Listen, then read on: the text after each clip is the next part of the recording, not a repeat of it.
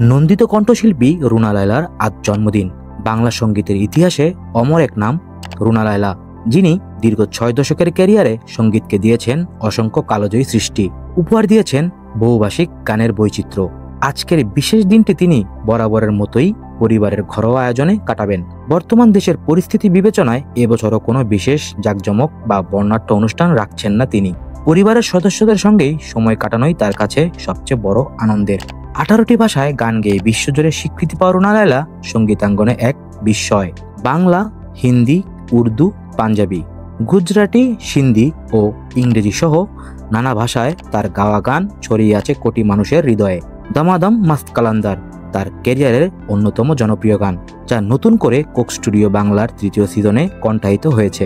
Teaser প্রকাশের পর থেকেই ভক্তদের মধ্যে ছিল তুমুল আলোচনা, আর 14 নভেম্বর গানটি প্রকাশের পর তা নতুনভাবেই শ্রোতাদের হৃদয়ে জায়গা করে নেয়। জন্মদিন উপলক্ষে আজ প্রকাশিত হচ্ছে তাকে নিয়ে লেখা উপন্যাস মায়ার সিংহাসন।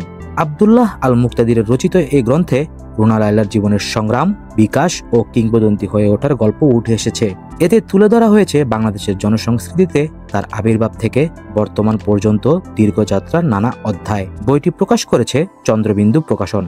নিজের জন্মদিন প্রসঙ্গে রুনা লায়লা স্মৃতিমুগ্ধ কণ্ঠে বলেন, ছোটবেলার জন্মদিনগুলোই তার কাছে বেশি মনে পড়ে। মায়ের বানানো নতুন জামা, ঘরোয়া রান্নার উৎসবের আনন্দ।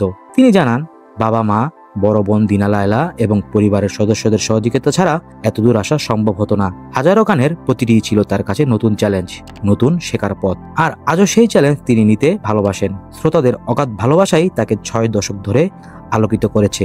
এই বিশ্বাসই তাকে অনুপ্রেরণা দেয় আরও এগিয়ে যেতে। ডেস্ক রিপোর্ট, বিনোদন ডেস্ক।